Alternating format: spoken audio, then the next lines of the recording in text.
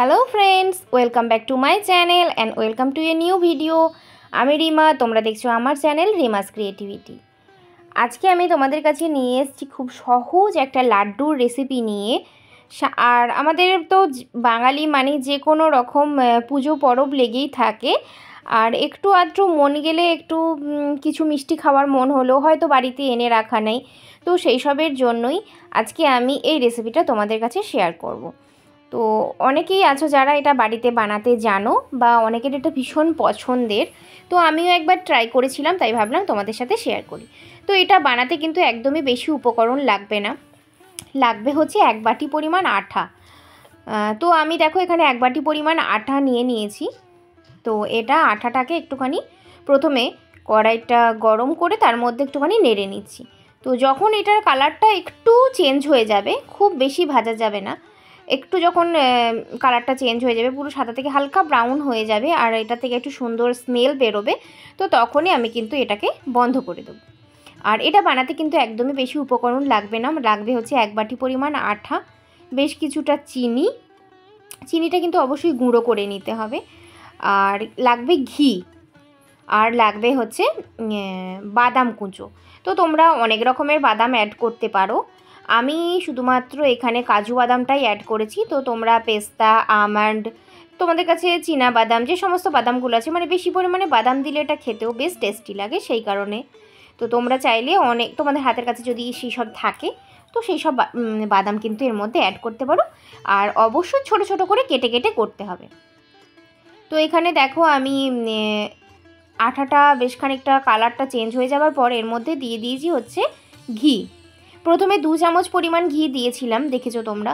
তো সেটা দিয়ে ভালোভাবে নাড়িয়ে নিয়েছি, আর আরও খানিকটা ঘি আমি দিয়ে এর সাথে ভালো করে মিশিয়ে নেব।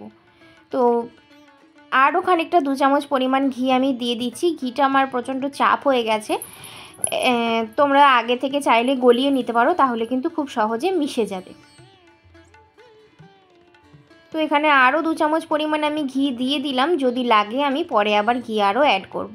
এখন এটাকে আরও ভালোভাবে এটার সঙ্গে মিশিয়ে নেব, আর এর মধ্যেই বাদামগুলোও এখন অ্যাড করে দেব। এখন কিন্তু আমি চিনিটা এর সঙ্গে অ্যাড করব না। এটাকে যখন পুরোপুরি হয়ে যাবে, মানে ঘিটা পুরো এর সাথে মিশে যাবে, তখন আমি এটাকে একটা পাত্রে রেখে দেব, দিয়ে একটু ঠান্ডা হতে দেব, যাতে আমি এটাকে ভালোভাবে পাকাতে পারি। আর পাকানোর সময়তেও হাতে অল্প পরিমাণ ঘি তোমরা নিয়ে কিন্তু পাকাতে পারো, অথবা সামান্য জল দিয়ে দিয়েও পাকাতে পারো, তবে জল দেওয়ার থেকে আমার মনে হয় ঘি দিয়ে পাকানোটাই ভালো। তো এখন দেখো আমি এখানে বাদামের যে কুচিগুলো নিয়েছিলাম সেগুলো মিশিয়ে দিয়েছি। আর হ্যাঁ, তোমরা কিন্তু এর মধ্যে চাইলে ড্রাই যে কোকোনাটের রোস্টটা হয় আর কি, সেটাও দিতে পারো, ড্রাই কোকোনাট, ওরা যদি তোমাদের কাছে অ্যাভেলেবেল থাকে। আর যদি না থাকে তাহলে তোমরা স্কিপ করে যেও। তো আমি শুধু জাস্ট আজকে সামান্য একটুখানি উপকরণ দিয়ে বানিয়েছি, আর এটা ভীষণ টেস্টি হয়। আর জিনিসপত্র একদমই বেশি লাগে না, শুধুমাত্র ঘিটাই যা একটু বেশি পরিমাণে লাগে।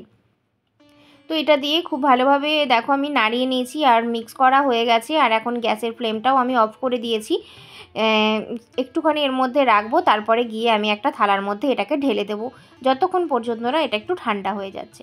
কারণ ঠান্ডা না হলে আমরা এটাকে এটা থেকে লাড্ডু বানিয়ে নিতে পারবো না।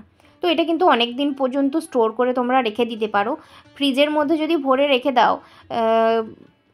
এটা খেতে এতটাই টেস্টি হয়, মানে রেখে দিলে মন হয় না যে রেখে দিই, একটা খেলে মনে হয় আরেকটা খাই আরেকটা খাই, এরকম একটা মন হয়। কিন্তু তোমরা সহজেই অনেক দিন পর্যন্ত, 10-15 দিন বা মাসখানেক পর্যন্ত কিন্তু রেখে দিতে পারো। আরও বেশি পরিমাণেও বানাতে পারো, বেশি পরিমাণে বানিয়েও রেখে দিতে পারো। তো এখন দেখো আমার এটা ঠান্ডা হয়ে গেছে, আর আমি এদিকে চিনিটাও গুঁড়ো করে নিয়েছি।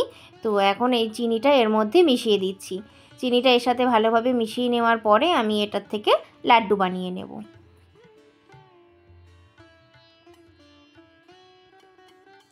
এখানে দেখো মাখানো কমপ্লিট হয়ে গেছে আমার, চিনি দিয়ে ভালোভাবে। আর এইভাবে এখন একবার পাকিয়ে আমি দেখে নিচ্ছি যে এটা পাকানো যাচ্ছে কি না। তো দেখলাম যে হ্যাঁ, ভালোই পাকানো যাচ্ছে, গোল হয়ে যাচ্ছে ভালোই। তো মানে এটা পুরোপুরি রেডি হয়ে গেছে। তো এখন এটা আরেকটুখানি ঠান্ডা হওয়া পর্যন্ত অপেক্ষা করব, তারপরে একটুখানি ঘি দিয়ে আমি এই লাড্ডুগুলোকে পাকিয়ে রেখে দেবো।